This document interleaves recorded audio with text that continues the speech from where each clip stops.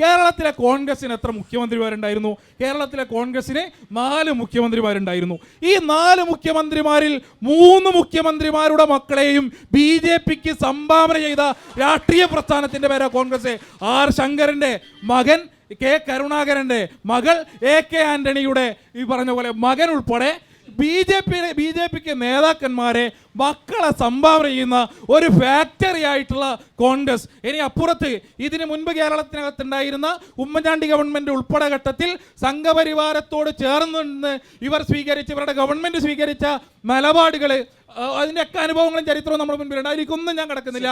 ഈ സംഘപരിവാർ വിധേയത്വത്തിന്റെ ഈ മൃദുഹിന്ദുത്വ സ്വഭാവത്തെ ഇവർ മഹത്തായ ജനാധിപത്യ സംവിധാനം എന്ന് വിശേഷിപ്പിക്കുന്നതിന് ഉൾപ്പെടെ ഈ നാട് കണ്ടുകൊണ്ടിരിക്കുന്നുണ്ട്.